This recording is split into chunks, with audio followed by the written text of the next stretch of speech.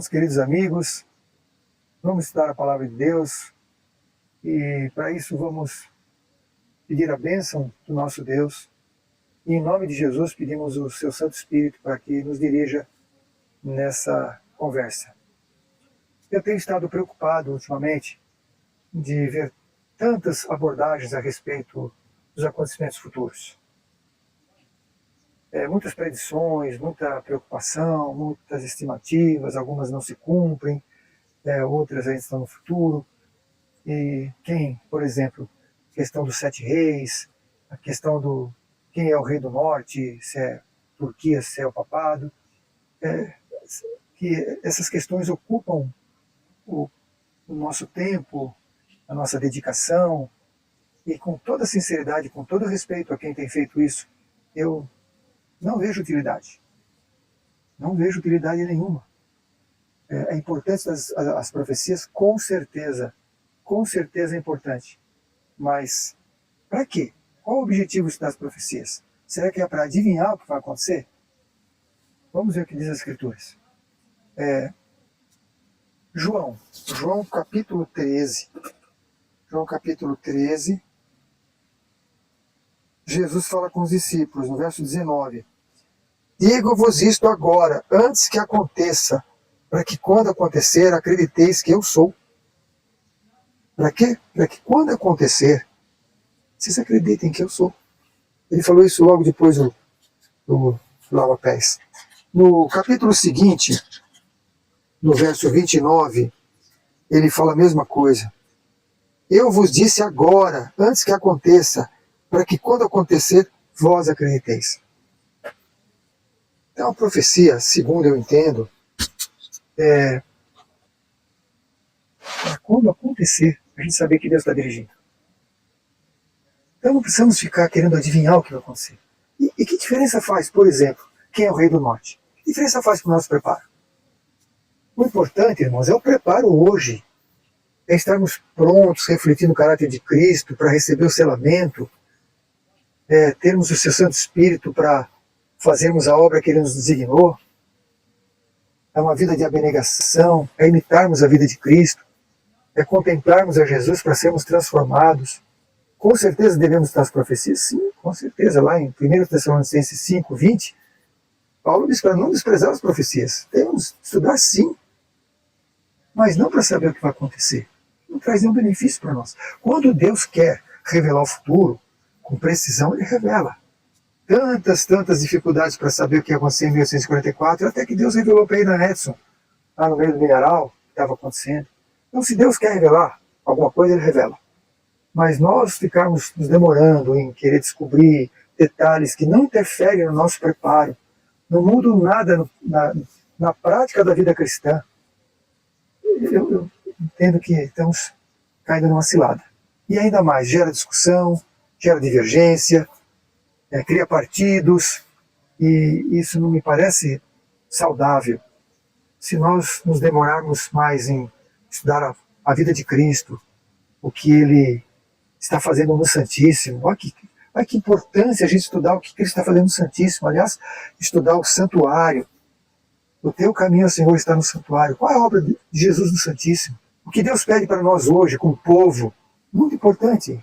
Onde o Senhor quer que moremos, o que Ele quer que nós, como Ele quer que nos alimentemos, como Ele quer que nós trabalhemos, como Ele quer que nós evangelizemos. Está tudo escrito isso, tudo com detalhes, como tratar os idosos, como educar os filhos, como tratar a esposa, como tratar o marido. Isso nós temos que concentrar, que são coisas práticas que interferem na vida cristã, interferem no nosso testemunho. Agora, saber o que vai acontecer, por exemplo, durante a perseguição, quanto tempo vai durar a perseguição? Para que eu preciso saber disso? Com todo respeito, se eu estou selado, não faz diferença nenhuma. E se eu não estou selado, também não faz diferença nenhuma. Ou seja, não faz diferença alguma. Eu não gostaria de perder esforço, gastar meu esforço, meu tempo, estudando algo que não vai fazer diferença alguma na minha vida. De novo eu repito, eu respeito quem está estudando e quem se debruça nisso, mas eu vejo que temos coisas mais importantes. Lá em Primeiros Escritos, página 63, diz que há muitas verdades preciosas na palavra de Deus, mas é a verdade presente que o rebanho precisa agora. E qual é a verdade presente? Nós precisamos estudar as 3 mensagens angélicas com foco na terceira. Não só estudar como vivê-la e pregá-la. Precisamos saber usar e aplicar os tratamentos naturais, que a saúde é o braço direito para a terceira mensagem angélica. Quanto nós sabemos sobre isso? Como nós podemos ajudar nossos vizinhos nesse tema, para abrir a porta, para levarmos a verdade? E outra coisa, irmãos, vamos assustar as pessoas com as coisas, com o futuro. Vai acontecer isso, que perigo, vai acabar, sabe, com catástrofes. Será que as pessoas que vierem para a nossa igreja com medo de catástrofe e de tragédias, será que essa é a motivação correta? Será que eles permanecerão quando as provas chegarem? Sabe, eu lembro do povo de Israel, quando ele saiu do Egito. Muitos egípcios saíram com eles, com medo das pragas, preocupados, não vou ficar com esse povo, que esse povo está protegido. Foi um estorvo para o povo de Israel todo o tempo. Não eram pessoas convertidas, eram pessoas amedrontadas.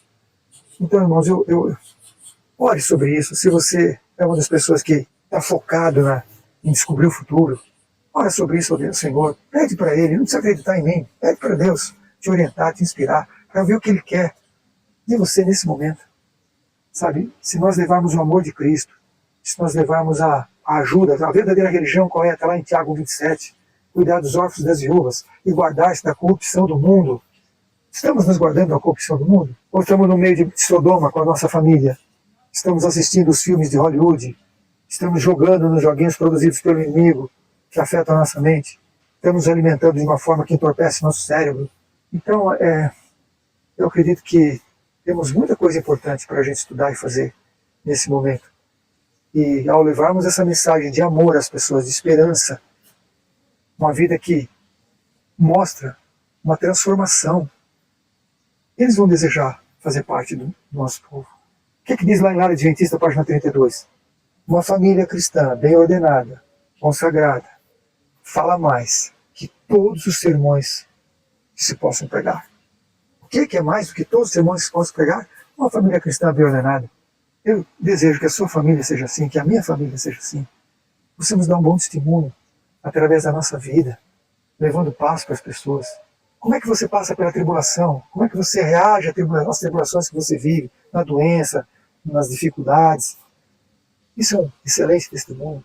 E o Senhor te ajude e me ajude a darmos um bom testemunho, a estudarmos a vida de Cristo. Olha, eu vou fazer uma recomendação aqui. Vamos ler o Caminho a Cristo. Lê e relê parábolas de Jesus, desejar as tuas nações. Não pensa, a gente contemplar Jesus e imitá-lo. Todos os livros são importantes, todos. Recomendo também a leitura dos 9 volumes do Testemunhos para a Igreja. Se você lê 13 páginas por dia, você lê tudo em um ano. Se você lê 26 páginas por dia, você lê tudo em 6 meses. Uma bênção. Grande conflito, temos que estudar sim. Eventos finais, temos que estudar com certeza. Estude o capítulo 7 de Eventos Finais, tá? Não pula não. O capítulo 7 é importante. Todos são importantes. Mas vamos estudar a profecia, não preocupado com o futuro, mas vendo o que nós podemos fazer hoje para estarmos prontos. Hoje, se ouvides a sua voz, não endureçais o coração. Deus o abençoe. Grande abraço.